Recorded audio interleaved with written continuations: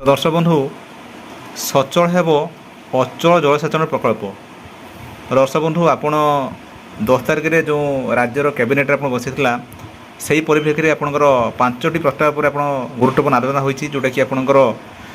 Education पाखु आरंभ करी आपंकर कृषि सहित अन्य आपंकर 5टी प्रस्ताव पर कैबिनेट मोहर मार्ची ता मध्यरु अन्यतम आपंकर जलसेचन प्रकल्प जोटा कि आपंकर पूर्वर आपंकर जो जलसेचन प्रकल्प थिला जोटा कि सेटा बंद हो जाता तेणु तापाई आप राज्य सरकार आपंकर व्यय बराद कर जोटा कि से जो अचल होता प्रकल्प गुड़िक बंद होता ताको पुनरुद्धारण करापाई आपंकर सरकार तरफ आपंकर व्यय बराद कर राज्य सरकार तरफ आप टोटल हैंडर आप देखो आपंकर सीएम ओडिशा तरफ आपंकर ट्वीट होती आपको गोटे पढ़ी शुणाऊँगी आप केते कौन व्यय बराद होती आपको पुंखानुपुख आपको शुणेदेवी। तो देखो आप प्रथम लिखाई सीएम ओडिशा अचल जलसेचन प्रकल्प गुड़िक कार्यक्रम करने राज्य सरकार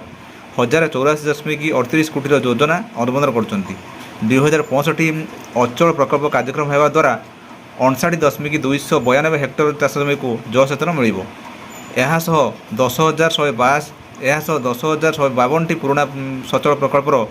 सुदृढ़ीकरण द्वारा 2,26,886 हेक्टर जमी को वर्धित जलसेचन मिल। देखो या बदले आपंकर कार्यक्रम हेब 2065 अचल जलसेचन प्रकल्प कैबिनेट निष्पत्ति 10/7/2024 आपंकर 59,259 हेक्टर चाष जमी को मिल जलसेचन 10,152 पुराना सरल प्रकल्पर हेब सुदृढ़ीकरण 2,26,866 2,26,886 हेक्टर चाष जमी को मिल वर्धित जलसेचन सुविधा 5 वर्ष खर्च हो 1,084.38 कोटी टंका। तो या बदले आपण जो जलसेचन जो थिला सरकार तरफ निहाती आपंकर जदि चाष आप करुँच जलसेचन सुविधा ना तेने आप से चाष आपंकर कर बदले यहाँ हूँ आपण चाषी मैं गोटे खुशी खबर जे आपण सरकार गोटे बड़ घोषणा कर जो चाषी जमी को आप जलसेचन सुविधा ना सेठी आप असंभव कारण वर्तमान समय जो वर्षार आपंकर अभाव देखा जाऊँगी ठीक समय वर्षा हो ना तेणु जलसेचन आवश्यक निहाती दरकार तेणु से अनुसार सरकार तरफ जो घोषणा करते यहाँ हूँ आप स्वागत योग्य पदक्षेप। दर्शक बंधु ये आपंपाई चाषी मैं गोटे गुरुत्वपूर्ण खबर